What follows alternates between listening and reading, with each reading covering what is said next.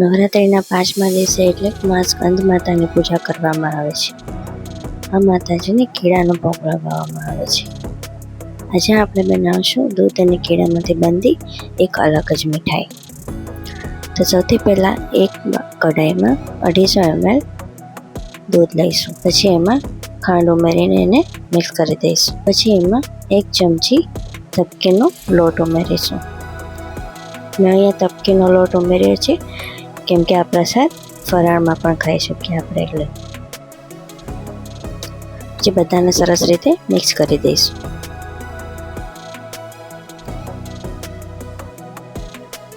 દૂધને કન્ટિન્યુઅસ ચલાવતું રહેવાનું છે, નીચે બેસી ના જાય એટલા માટે.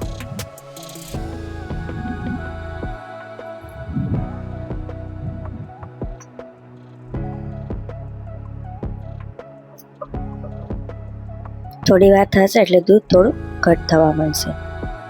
પછી એમાં આપણે ડ્રાયફ્રૂટ ઉમેરી દઈશું. મેં અહીંયા કાજુ બદામ અને પિસ્તા ઉમેર્યા છે.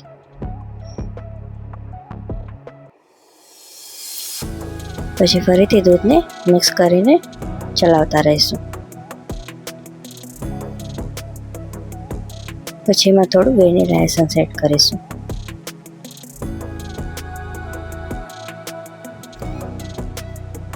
પછી ફરીથી 5 મિનિટ સુધી એને કૂક કરીશું.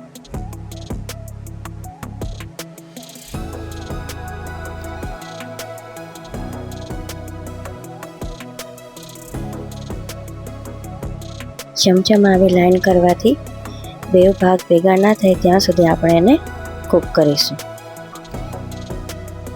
પછી સ્ટવને ઓફ કરીને એને નીચે ઉતારી લઈશું. પછી એમાં ગુલાબની પાંદડીઓ એડ કરીશું અને સરસ રીતે મિક્સ કરી દઈશું. પછી કોઈ પણ કન્ટેનરમાં એને નીકાળી દઈશું. 10 થી 15 મિનિટ સુધી રાખશો એટલે એકદમ જામી જશે.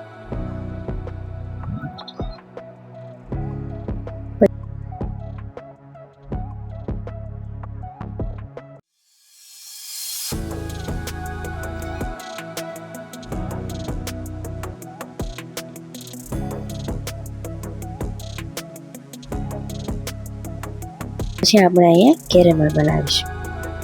એક પેનમાં આપણે 5 થી 7 ચમચી સુધી ખાંડ લઈશું.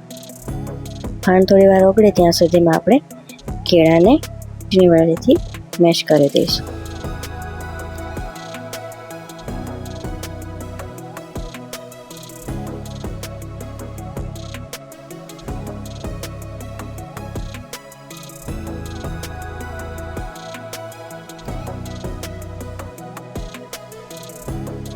બ્રાઉન થાય એટલે એમાં આપણે બટર એડ કરીશું.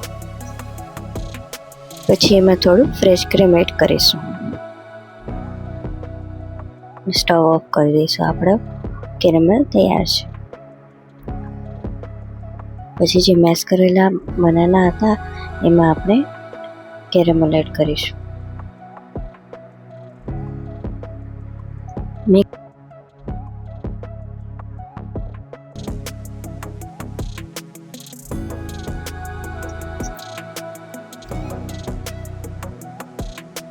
બધાને સરસ રીતે મિક્સ કરી દઈશું. પછી ફરીથી આપણે કન્ટેનરમાં એનું લેયર બનાવી દઈશું.